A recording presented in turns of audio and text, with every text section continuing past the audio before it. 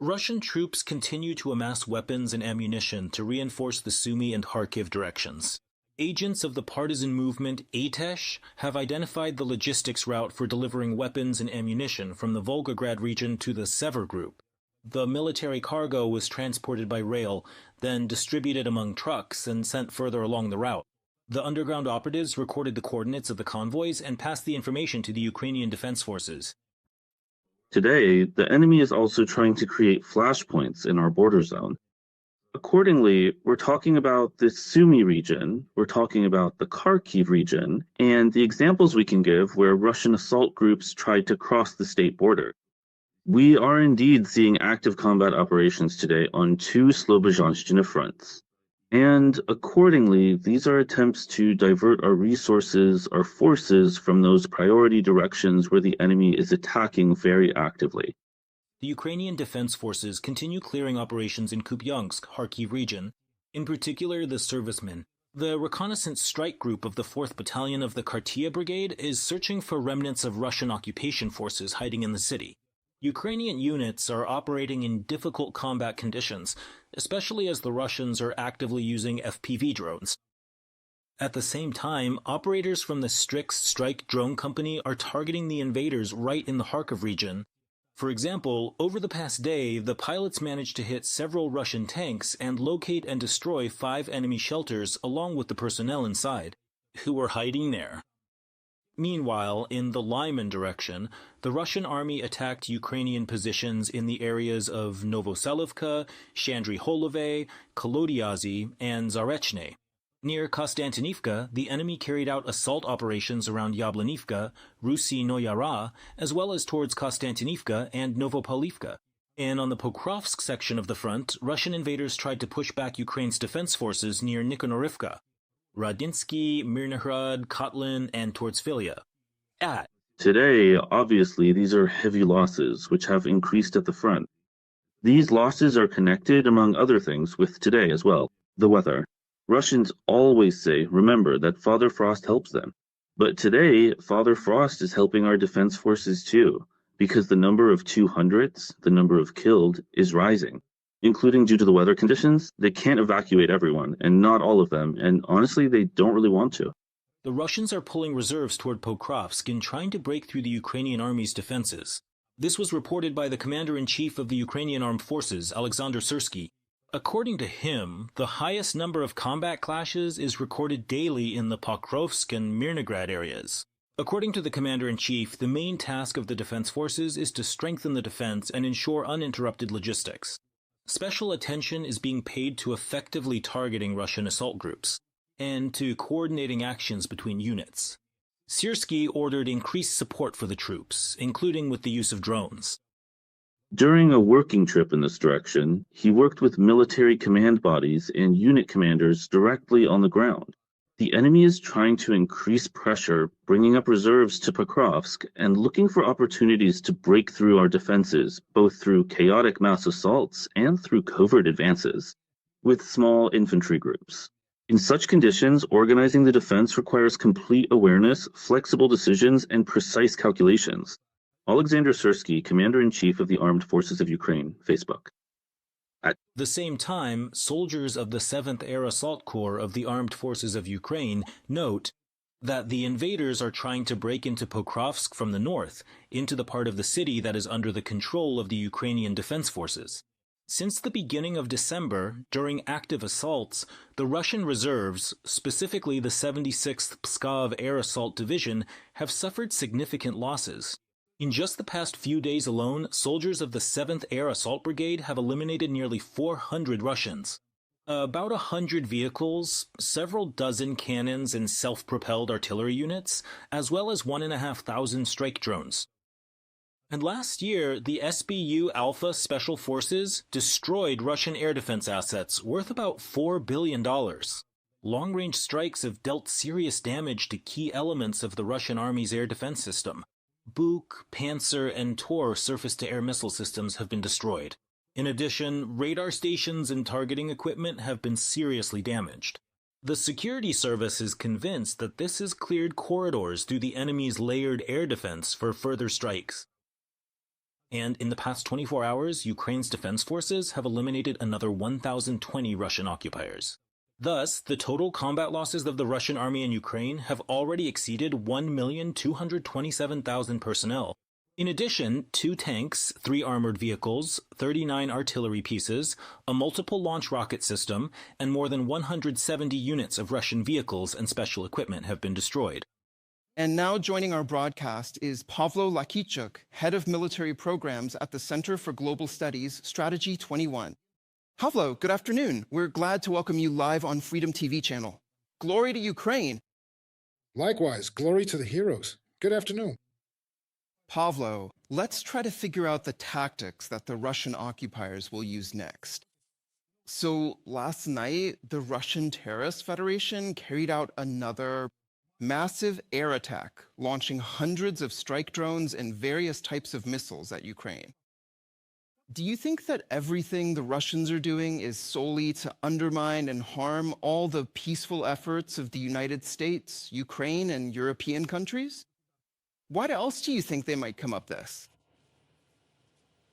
I don't think the goal of the Russian aggressors is to undermine the peace process. They use the negotiation process as a way to ensure against Ukraine's capitulation, and all other actions, including those in Ukraine, are subordinated to this so-called achievement of the goals of the special military operation.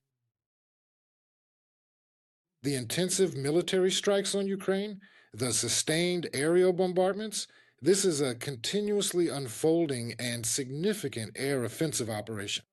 Its goal is, in an attempt to forcefully compel Ukraine's rear to surrender and capitulate, while the front line is still holding its ground. The front. Despite all the problems we have, and all the advantages the enemy has because of this, the front is holding. I can't vouch for the accuracy, but at least according to the so-called Z supporters, they say that Putin, who had set the goal of capturing all of Donbass by the end of 2025, has postponed this deadline to April 2026. Why? Because within the deadline, they can't accomplish the objectives. The summer strategic operation, a failure. The winter one, it seems, is also heading toward failure. Yes, the situation at the front is very difficult on most sectors, and at Pokrovsk, everywhere. At Tylema, at Siversk, Kostiantynivka, Pokrovsk, the entire Donbass direction, the south. The East Zaporizhia direction, Huliaipole, Kharkiv. The situation is very difficult. To the north, Kupiansk and Volchansk are also struggling. They're igniting. Hotspots of fighting along a broader front, already in Kharkiv region and Sumy region and Chernihiv region. Why? They're stretching our defense forces there. But despite this, the front is holding. It's holding with great difficulty. There are some extremely tough areas, like Pokrovsk and Muniprag. A terrible battle. But there is no breakthrough at the front. They're not advancing now toward the rear of Kostiantynivka, toward Druzhkivka, toward Dobropilya, because Pokrovsk is holding. How many months has it been? And resources are being spent. I can't really characterize it or give a thorough analytical assessment, but trust my experience. There's this intuitive sense that the enemy's resources, the ones they've stockpiled for another ground offensive, are running out. So what's Putin supposed to do next? April? I want to capture Ukraine. That's why all these diplomatic efforts, wherever Dmitriev goes, whoever he meets with, even with the High Commissioner, it's just a cover, or more precisely, a stepping stone, a support to keep the war going. And So really, how could things develop from here? Well, for example, in the most intense areas, like near Pokrovsk or Huliaipole, Russia is pulling reserves toward Pokrovsk and trying to break through the defenses of the Ukrainian armed forces. This was reported yesterday by Commander-in-Chief Sursti. According to him, every day in the Pokrovsk-Mirnograd area, there are about 50 combat clashes. He noted that the enemy is trying to increase its pressure on Ukrainian defenders and accordingly is using the tactic of chaotic large-scale assaults. But here's what's interesting. Just recently, we discussed that the Russian occupiers are using quite a lot of armored vehicles, for example, in the Pokrovsk-Mirnograd agglomeration area. And lately, infantry assaults have started up there again. There's very little equipment, and if there is any, it's only light vehicles. What could this mean, and what should we expect next? The use or non-use of heavy equipment is the prerogative of the commanders and unit leaders on the ground. One idiot thinks it's okay to send a tank column to be destroyed. Sure, it'll get burned, but it will allow the infantry to advance. The infantry could get about 500 meters closer, break through our positions, and get behind our lines. Another one prefers to send them in 2s or 3s. Let them go. However many make it through, that's what this tactic achieves. Military tactics are subject to constant change, depending on the weather, the presence of sheer human stupidity, the commander's inherent genius, or a multitude of various other unpredictable factors. At the same time, strategy gradually becomes more apparent and clear through these specific tactics. It finally becomes visible to all. Let's compare the enemy's spring-summer offensive campaign, a strategic offensive operation, with the autumn-winter one. By and large, both have the same concept devised by the Russian military. The Russian generals had a clear idea in mind: encircling, flanking strikes aimed at defeating, more precisely, encircling, surrounding, and destroying the operational groupings of our forces. Not just a brigade or a battalion, but entire sectors, with the goal of breaking our defenses and reaching operational freedom of movement. And for some reason, Putin was confident in this approach. But as we saw in the spring and summer, thanks to the resilience of our defense, these plans started to change on the fly. We see that instead of trying to bypass Dobrpilia and break through via Pokrovsk-Mirnograd towards Sloviansk, the Russians started to launch frontal assaults on Siversk. They captured Siversk, we lost. An important defensive stronghold.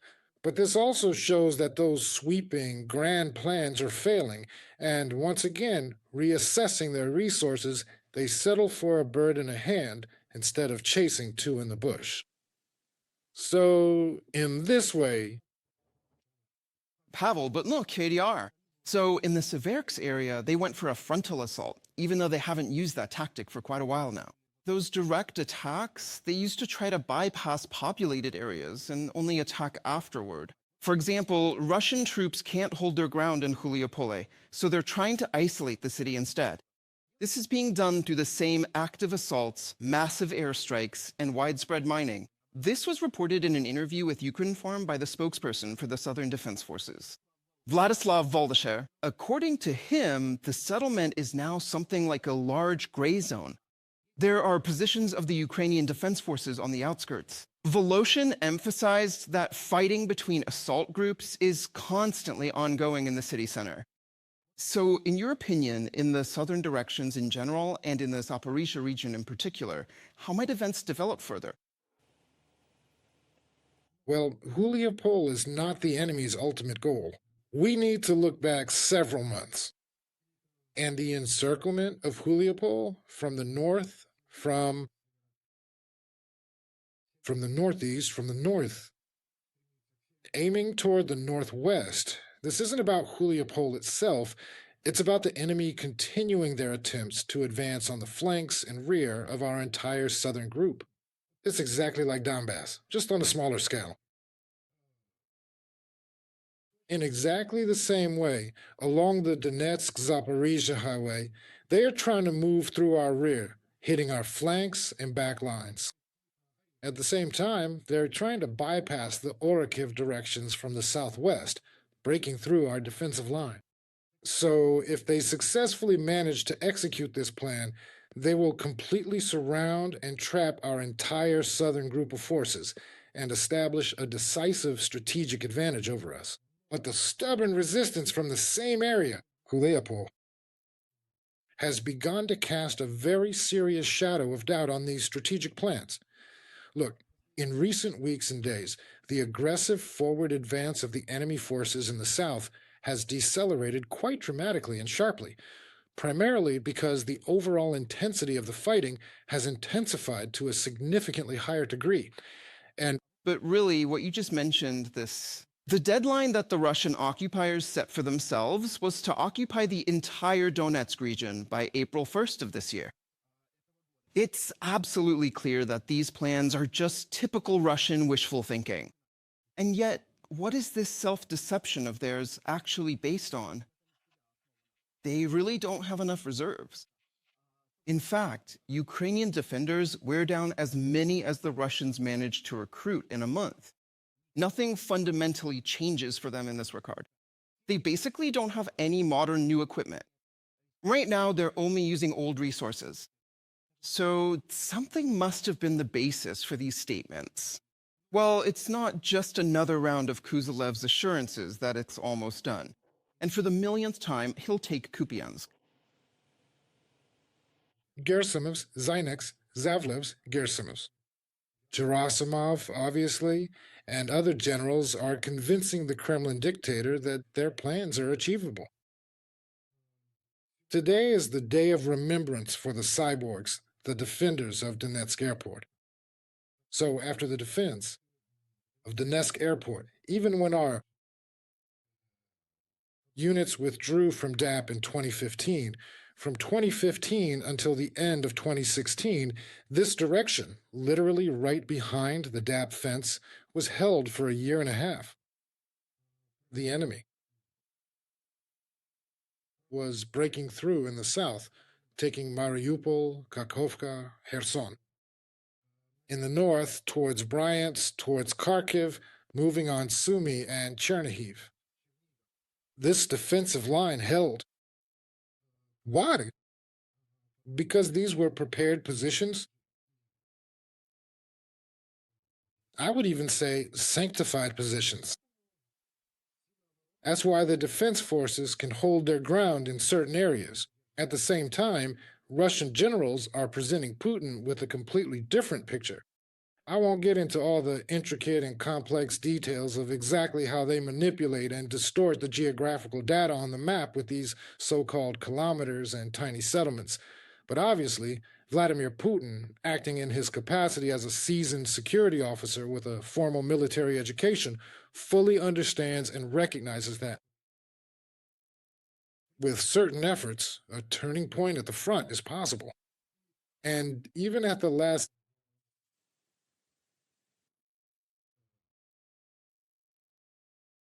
final meeting of the board of the Ministry of Defense of the Russian Federation, Belousov and Putin talked about how they had seized the initiative from the Ukrainians on the battlefield.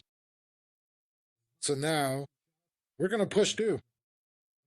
The year 2025 has passed, and Putin and Belousov keep saying that they're holding on to the initiative. And if they're holding on to the initiative, then the possibility of breaking through Ukraine's defenses is only theoretical. It exists. Our strategic command, our dedicated defenders, approach challenges differently. God willing, we'll hold on. I truly believe that the strategic plans of Vladimir Putin will ultimately fail to reach their intended fruition or success this time either. Pavel, it's interesting. We started our conversation today with the barbaric attack by the Russians on peaceful Ukrainian cities. Let's talk about countering these terrorist attacks and wrap up our conversation for today on that note. Just a day before this massive Russian attack, Ukraine received the necessary missiles for its air defense systems, which significantly strengthened the protection of Ukrainian skies. President Volodymyr Zelensky stated this while commenting on the initial reports following the overnight strike.